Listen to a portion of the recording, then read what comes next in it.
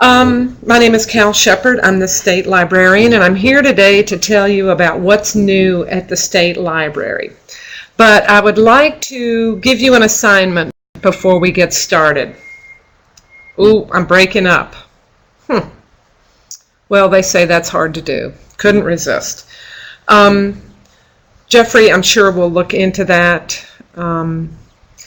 So what I'd like to do is to ask you all to give me a score at the end of the day today. The last couple of webinars have been very heavy on the paper shuffling sound, and that's because the microphone is right near the papers. I'm going to make a huge effort today to reduce the paper shuffling sound, and at the end I'm going to ask you how I did on a scale of 1 to 10 or whatever. So please listen, and I hope I can get a good score at the end of the day. It means I've been paying attention.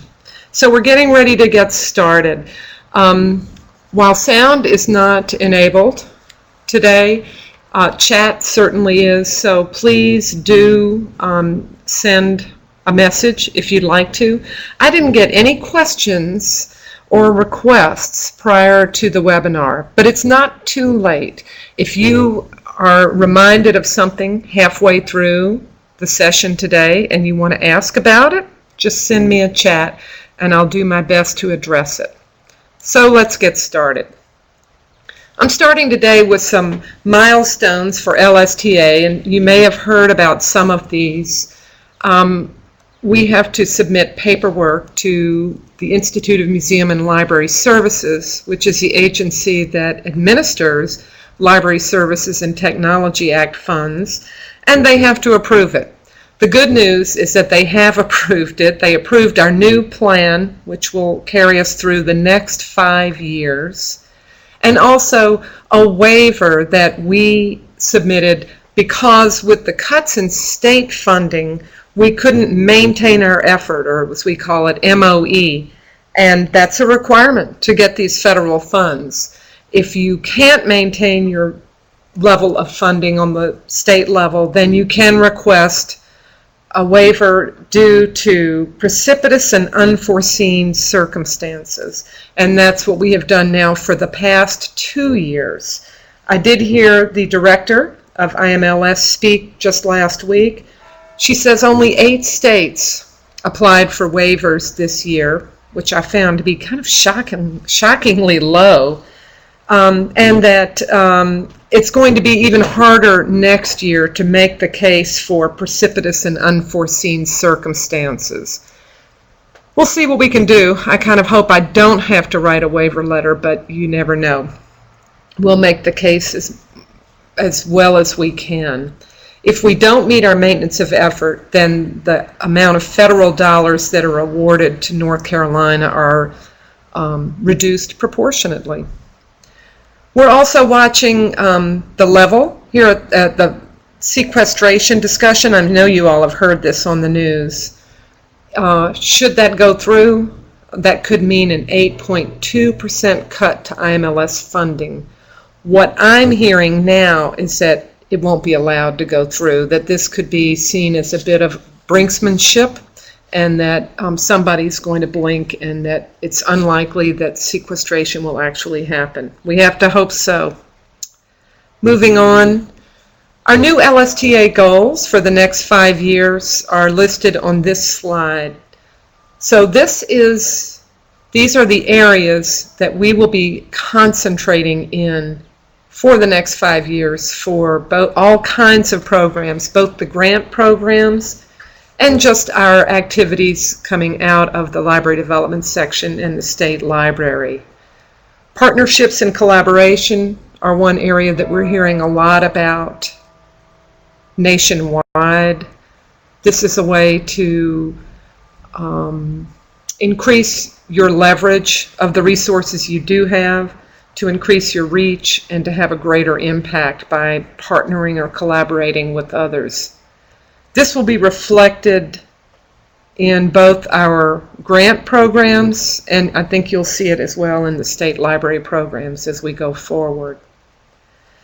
We're all very happy to see continuing education allowable again under the IMLS guidelines, and so of course that is emerging as a big goal area for us here in North Carolina. I think we're seeing 5 years of pent-up demand for continuing education, so we're working right now to find out what the needs are in the state. We're conducting an assessment, and very shortly the Continuing Education Advisory Committee will be starting to plan the CE program for the coming year. If any of you want to have any input, perhaps you missed seeing the survey, we'd love to hear from you. We'd love to know what you think is needed in the state. So feel free to contact any of us in administration or library development with that information. Our LSTA Advisory Committee also selected literacy and lifelong learning as a goal area. I can say that I'm hearing, especially nationwide, I'm hearing a lot about digital literacy. So obviously this category, as we conceived it, takes the broadest possible concept of literacy. It's not just your ABCs and knowing how to read. It does include digital literacy, financial literacy, and literacy of other areas, in other areas. I think we're going to see a big push in the realm of digital literacy by both the Gates Foundation and IMLS. And Wikipedia defines that as being able to use technology to achieve your ends. I'm paraphrasing here. So expect to see more of that both here in the state and in the nation. Finally, our fourth goal area, access, digitization, and preservation, I think is reflective of our state's commitment to these areas. And the more I get active with other states, the more I realize how far ahead North Carolina is in some ways in these areas. And we're very fortunate to have some very active projects both within the four walls of the State Library and outside in these areas. So how is this going to impact this next year of grants? Let me share that with you. This is the program plan for this year.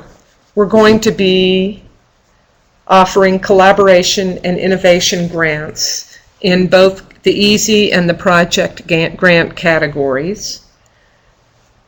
Collaboration and innovation grants, it can be collaboration or innovation, or collaboration and innovation. This is a broad grant category, and we're keeping these broad on purpose. What I'd love to see, the way I'd love to see this work is that your library is thinking about the needs of your local community, and you say, gee, you know, it would really be great if we could, and then you fill in the blank. So I'm hoping that libraries will conceive of the projects that are most helpful, most needed, and would have the most impact on their local level, and then go forward to look and see if there's a grant opportunity to fund something like that. These categories are so broad that I think there are a lot of grant opportunities here, and that you probably can find a grant category that will work for you. Creative experimentation under collaboration and innovation. If you would like to try an innovation grant for something that is really way out there, and you're not even really sure if it's going to succeed, that's okay. If we learn something from that grant, that's a worthwhile project in our opinion. Your grant report may actually say, gee, this didn't work, and here's why. This is what we've learned. And maybe next year, another library might pick up where your library left off and try again. So we really are looking for a broad range of programs in the collaboration/innovation category. Literacy and lifelong learning. As I've already mentioned, we're looking at the broadest possible definitions of literacy. So you can see some of the sub-areas there. Promoting continuous learning would be definitely something that would come under lifelong learning. We're going to let you define what these categories mean to you on your local level. So again, a very broad category, and projects that are available in the smaller EZ category and then in the larger project grant category. We're continuing to offer our planning grants. These are EZ grants only. These are very helpful to help libraries plan for subsequent or larger projects. If you want to do strategic planning, if you want to plan for some other larger project that you want to carry out, this is a good way to get ready for that. Those are EZ only. In the project grant category, and these are our larger dollar amount grant category, this is where you can get larger dollar amounts for your projects. We've got access and digitization. And again, you can see there's RFID, digitization projects. If you want to get a new ILS, that would come under here. I think the takeaway from this slide is to think broadly and to think creatively about what would have the greatest impact in your community, and then see which of these categories would suit you the best. So, what's the same as last year? We're operating under a brand new 5-year plan, so there are some differences, but there's some things that we've kept the same because they seem to work.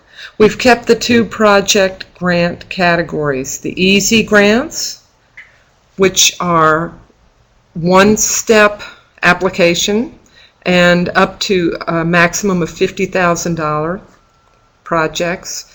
And then the project grant category, which is a 2-step process requiring a letter of intent to check that the concept fits the guidelines of IMLS projects, and then a 2nd step, which is the actual application process. And those grants are available up to $100,000.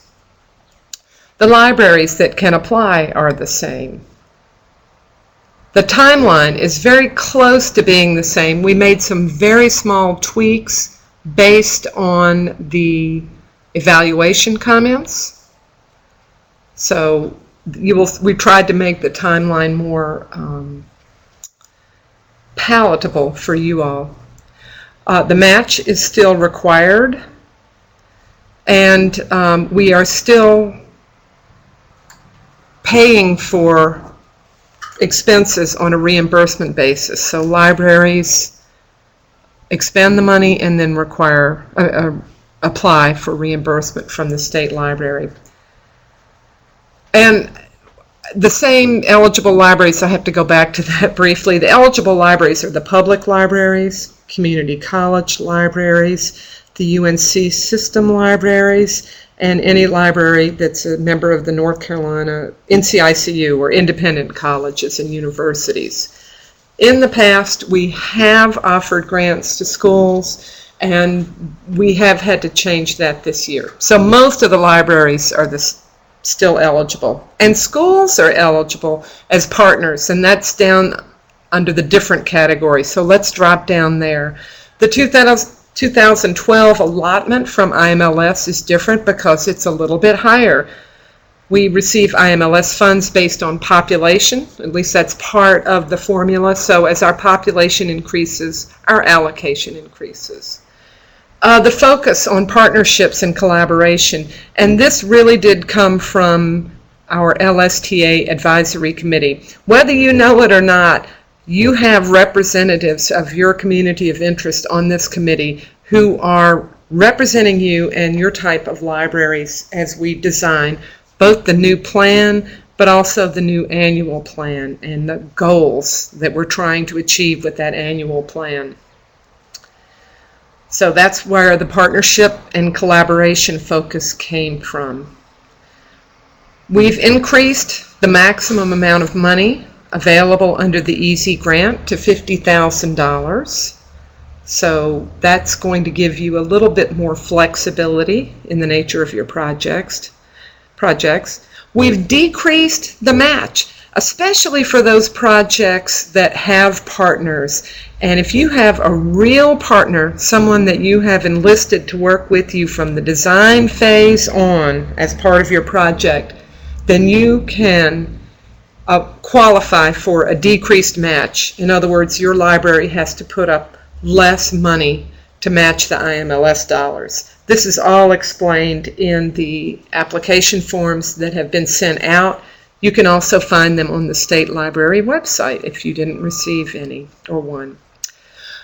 Public school partners, we're encouraging libraries of all types to consider schools as good partners, and because they are, and because we had to, while we used to give grants directly to the schools, we were totally overwhelmed, as were many of the schools, by the record keeping, the administrative requirements for those grants, and it just didn't make sense to keep doing that.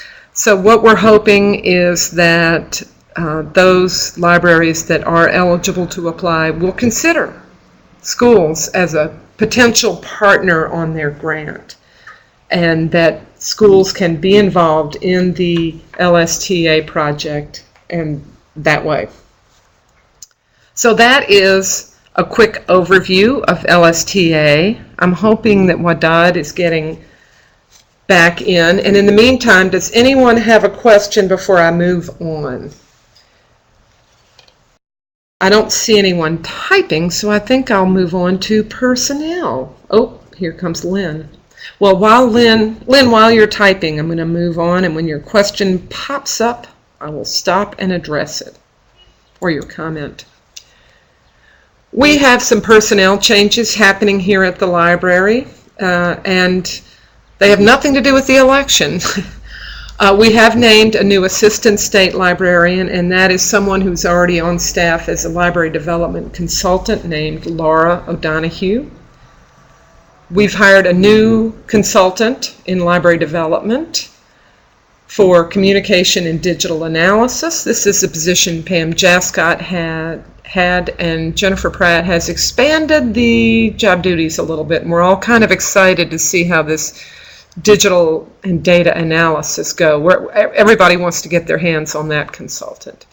We have 6 other positions being filled, and then we had some promotions. Tanya Prokrim is now the manager of the NC Cardinal project. That's our shared ILS across public libraries. Lisa Gregory has been promoted in the Digital Information Management program. Many of you may know her. And Debbie King has been promoted as administrative secretary, so you may know her.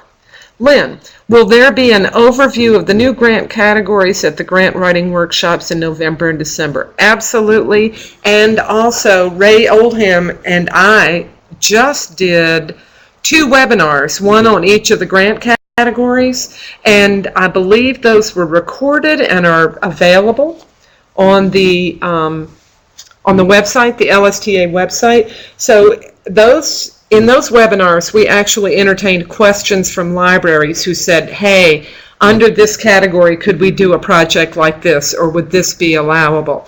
So that may give you some of the more specific information that you're seeking to help you wrap your head around these new categories. So, yeah, okay, great.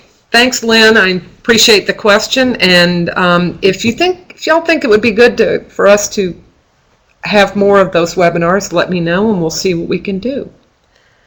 Moving on. Let's see. One of the things that I personally am concentrating on here at the State Library, and hence most staff are, is trying to increase and improve our communications. For whatever reason, I was getting the impression that we could do a better job.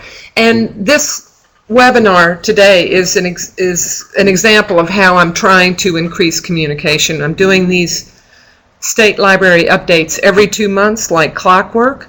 We're recording them and they're available on the website. So if you have to miss it, you can come back. And if you can stand to listen to a canned presentation, you can bring it up and listen to it. As I mentioned, Ray Oldham just had 2 LSTA webinars one on each of the new grant categories, and that was in the last 2 weeks. We've developed some cross-section teams. There's 3 sections in the State Library, and in an attempt to increase communication between those sections with the staff members, we've appointed 2 cross-section teams. I'm compiling monthly reports and not only sharing them internally with my boss and with staff here at the State Library, but I'm also posting them on the State Library website. You see the URL there for anybody who wants to know the latest and greatest of what the library is doing.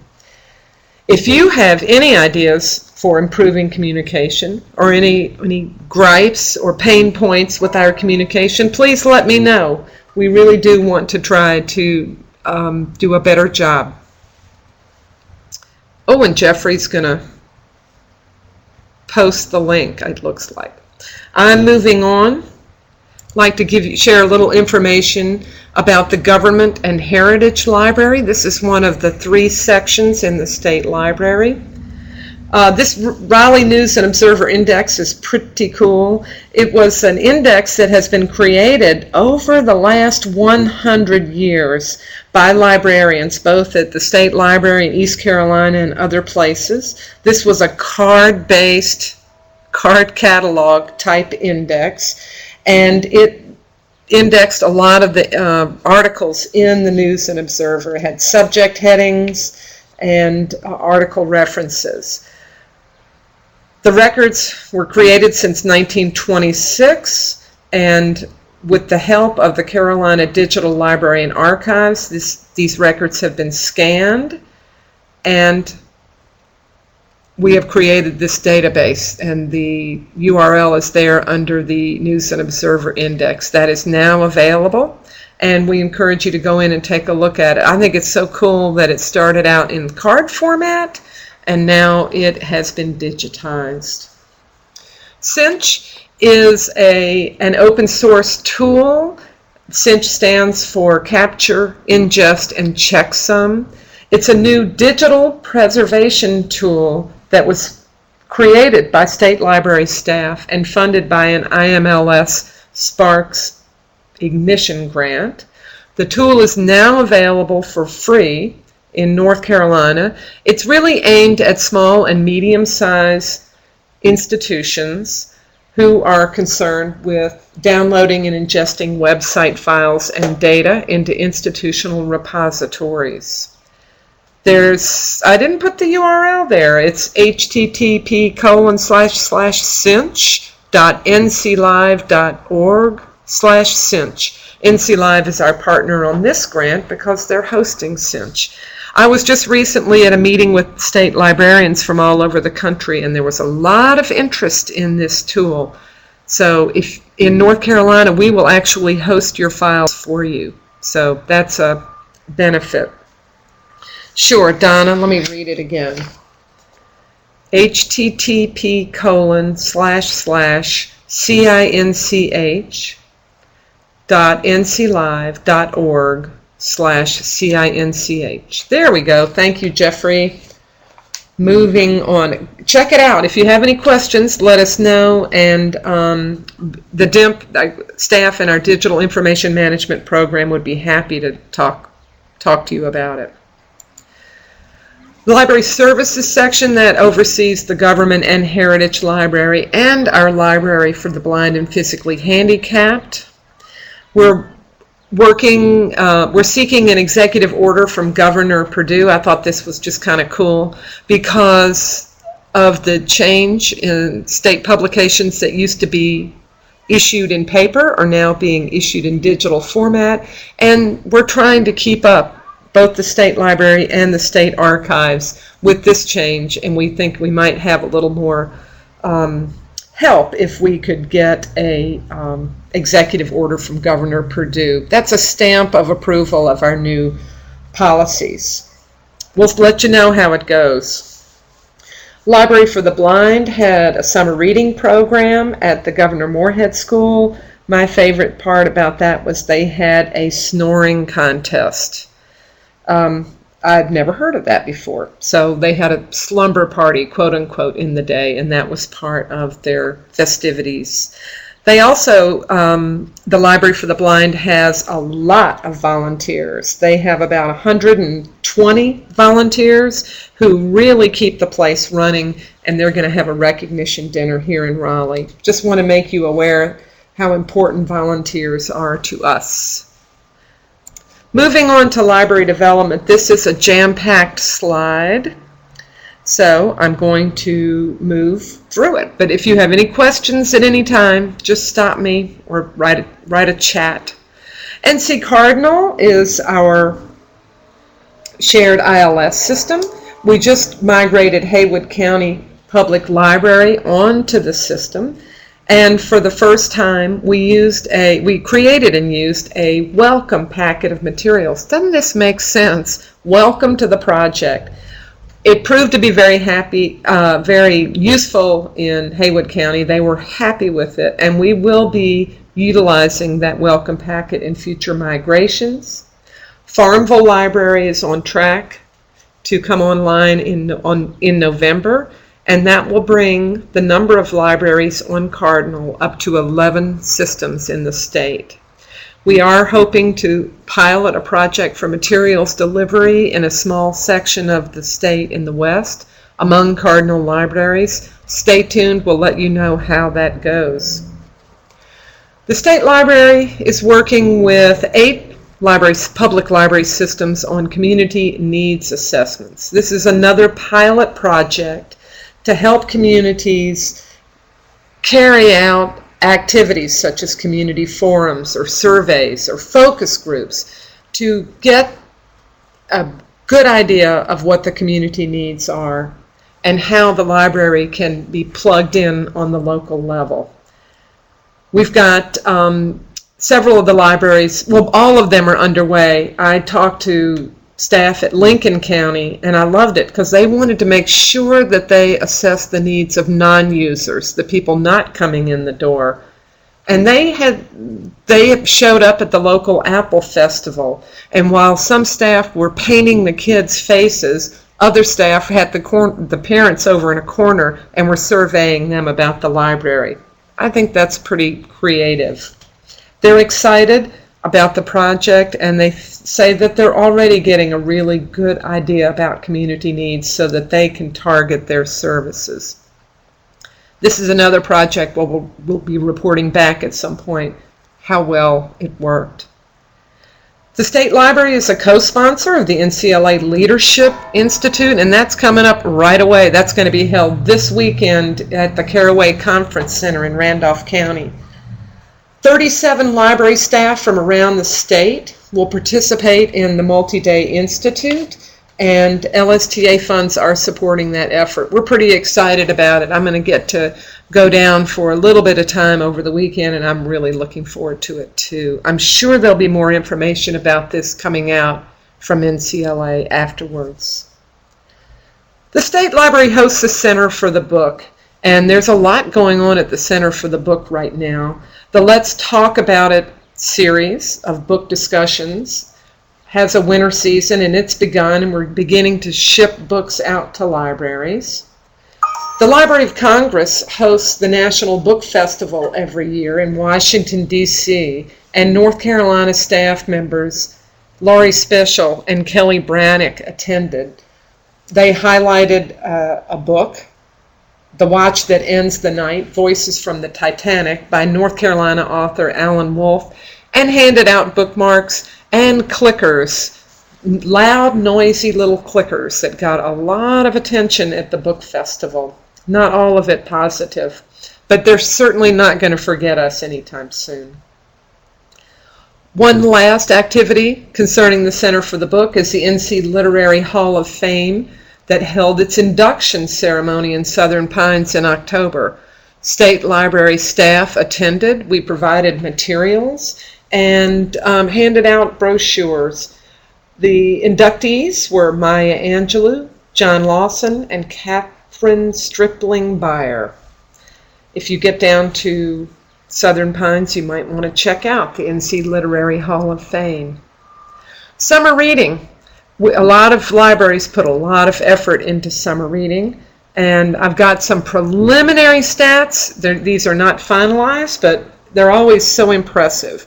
Among public libraries, across all the public libraries in North Carolina this year, we had 160,000 registered participants at summer reading.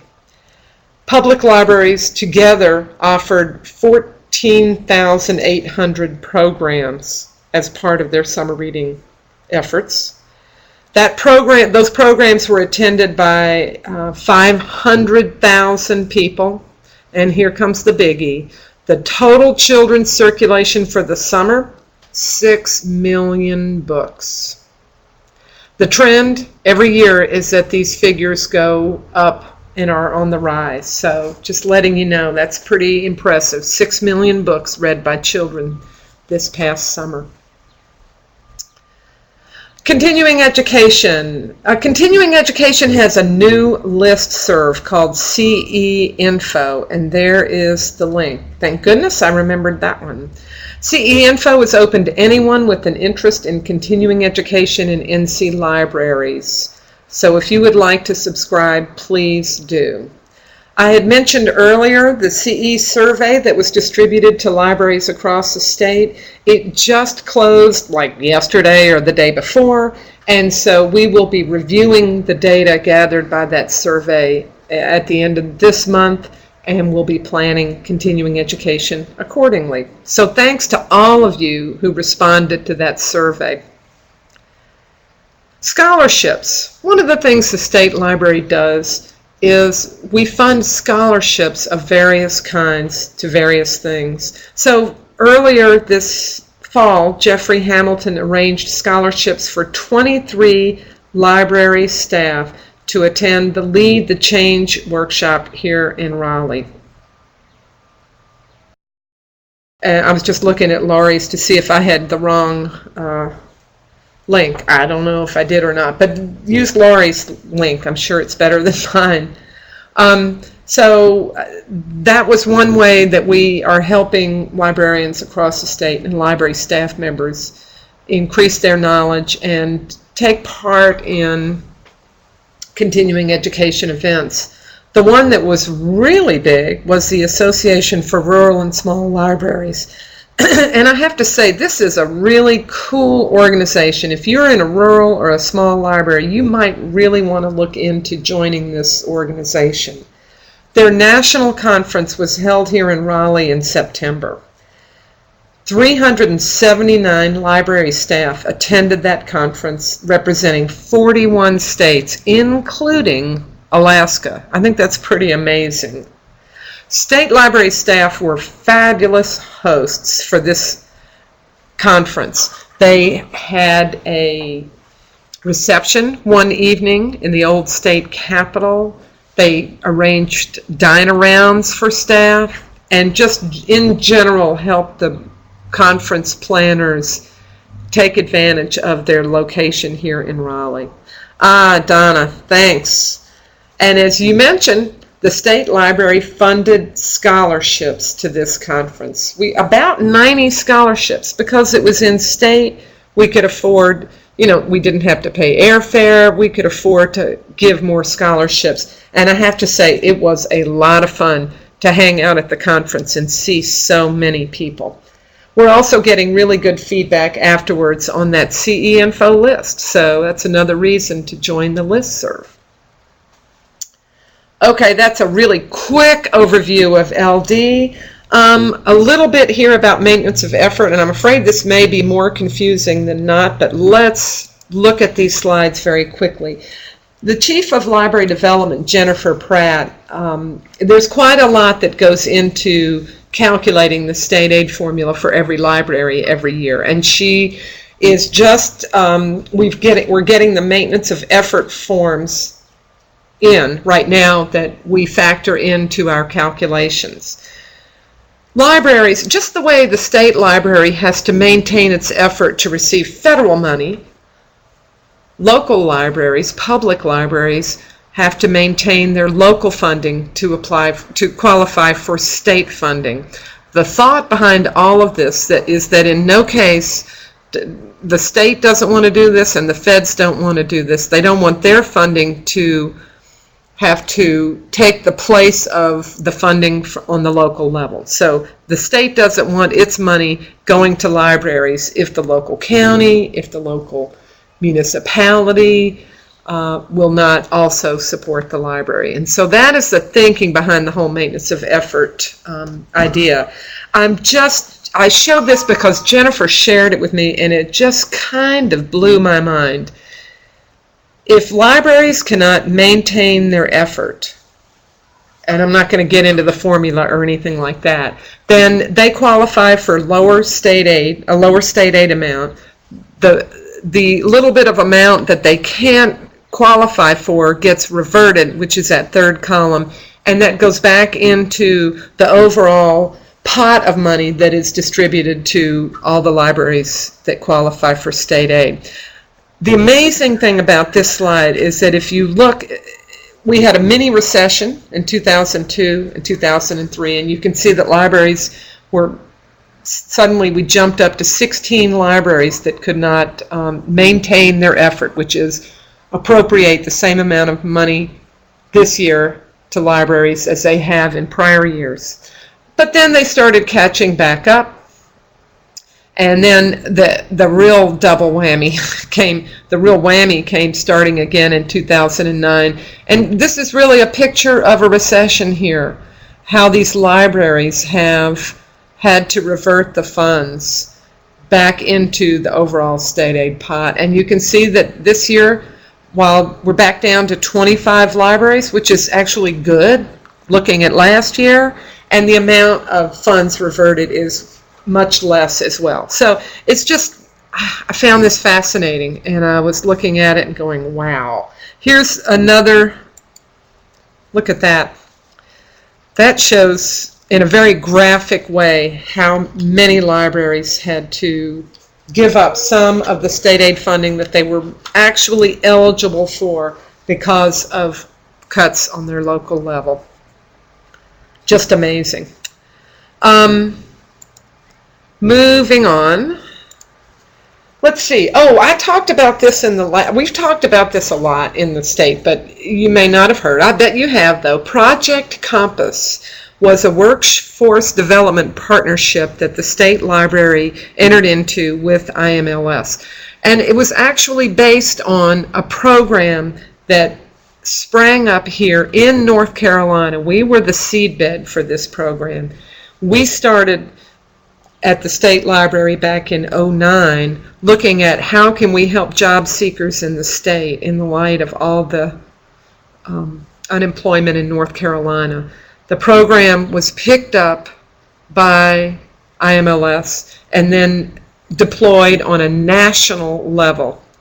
And you can see Susan Hildreth, the director of IMLS, cites it as an exemplary project. And I'm just really proud that North Carolina started it. Interestingly, in September, IMLS wanted to have a hearing on Capitol Hill to make legislative aides in both the House and the Senate aware of the role that public libraries can play in helping with workforce development in their local communities. I thought it was pretty cool, and they started looking around for speakers. They tapped our Secretary of the Department of Cultural Resources here in North Carolina, Linda Carlisle. And Linda went up to Washington, appeared at those two hearings, and made us all look really good.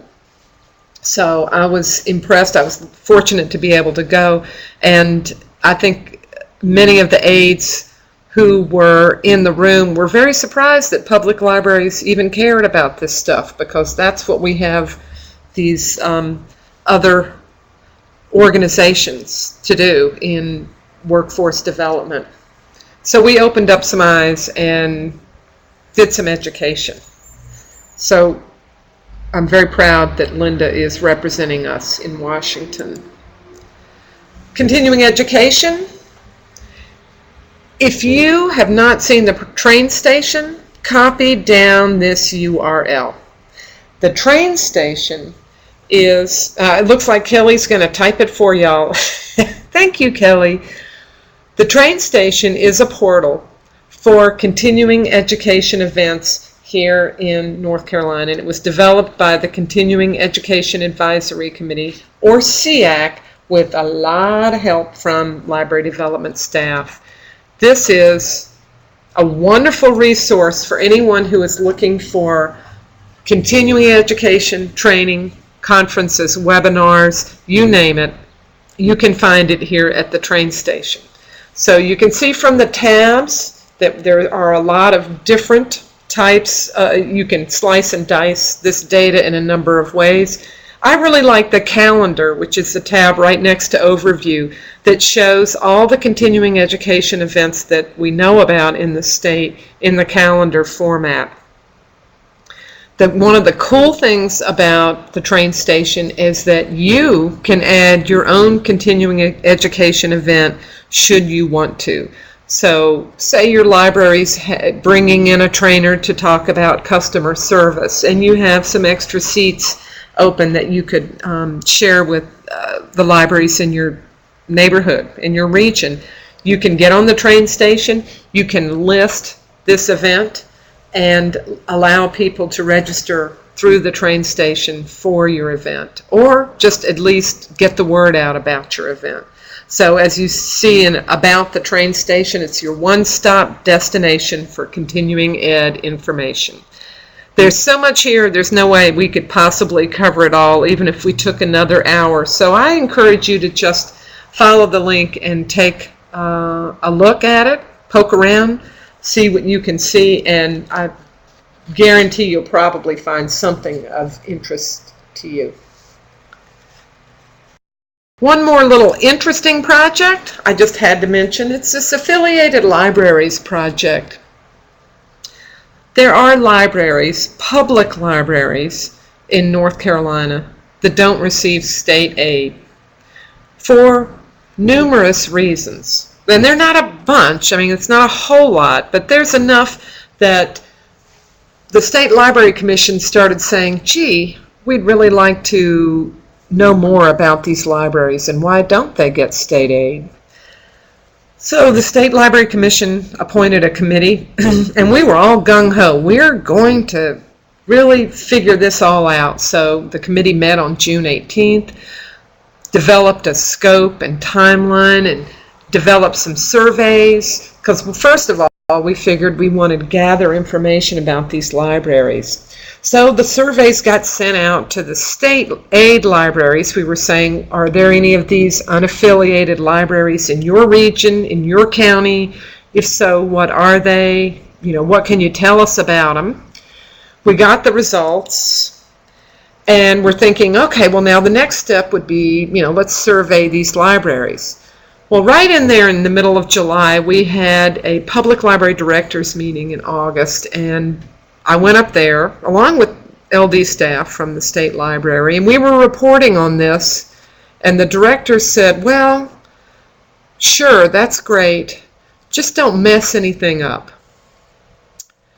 So we heard that feedback from directors, and some of these affiliated libraries are receiving some services from the state aid library in their county. Some are not. Some are actually quote-unquote affiliated, and some operate totally separately. So in September we had a conference call of the State Library Commission Committee, and we decided in that conference call to slow down a little bit, because we don't want to mess anything up. We don't want to muddy the landscape. We want to get a clear picture of the state of library service, of public library service in North Carolina today. But we don't want to set artificial expectations. We don't want to confuse anybody. So we decided to slow down. Our last activity was several committee members went down to the Public Library of Johnston County and Smithfield, where their branch libraries are affiliated libraries. And we had a very open and frank discussion with Library Director Margaret Marshall, and she highlighted some of the issues surrounding affiliated libraries and why they're affiliated in the first place and how they work together, if they work together. It was a very interesting conversation, and we're still mulling that over. Don't know what the committee's going to decide to do with that information, but it's an interesting exercise to see the wide variety of libraries in North Carolina and the wide variety of services that they provide. And that is pretty much my content for today. So we have a little over 10 minutes for questions, comments, hand clapping. Oh, yes, I would like to check with you all and see how did I do on the paper shuffling. Was it annoying? Could you hear it? Or was it pretty quiet today? I really tried to keep it quiet. If you could just make a little comment, that would be great. Well, if Jennifer Pratt is on the call, she may be able to respond to Becky. So Jennifer, are you there, and can you give her any kind of idea about when she's going to find out? Well, affiliated libraries, it's hard to say, Lynn. Maybe we should just have a phone conversation. There are libraries that don't receive state aid. Some of them are affiliated with the state aid library, aka serving as a branch, and some are not at all. So we're using the term very loosely to mean any library that's serving the public that's not receiving state aid. Let me know if that answered your question and if it just confused you even more. Oh, thank you, Jenny. I'm glad. Oh, okay. Well, all right. Thanks, you guys. Don't go back and listen to the last one. It was really terrible. That's all you heard was paper shuffling. Great, Deanna.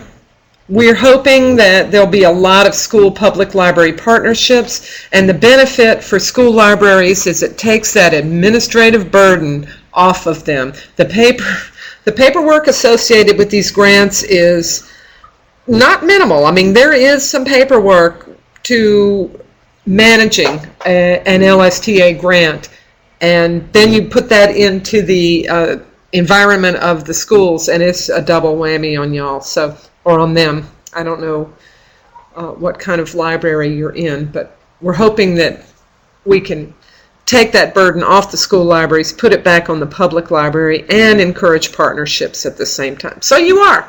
Okay, please do get the word out. And, oh, yeah, no, I'll tell you this. The scholarships, the number of scholarships that we gave to the Association of Rural and Small Libraries was so high because it was in North Carolina. I think we're probably going to have to continue to offer some type of, some number of scholarships next year. We're almost like drug dealers. We create the need and then we're going to cut them off. I don't think we can do that. This is so popular now, and we have developed so many fans for this conference in North Carolina that at any rate we're going to want to help people get there if we can, even if it's just we'll pay part of your way. It was just so popular. So yes, I see us doing some kind of scholarships. Great. Any other questions, comments? Thank you for letting me know about the paper shuffling. Okay.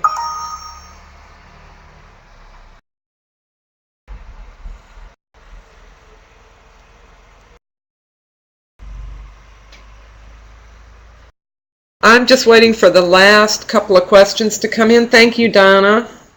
Oh, thank you, Jenny. You bet. This is such a great way to get the word out about things. And I'll be doing another one again in December. You can just count on it every 2 months like clockwork. Great. Thanks, Terry and Mary. And that wraps us up for today. So thank you, Frau. I appreciate y'all coming, and I guess we'll wrap it up for today. Kelly's typing one more little thing. And I appreciate y'all logging in. I hope to see you around. Thanks, Kelly. Thanks, everybody.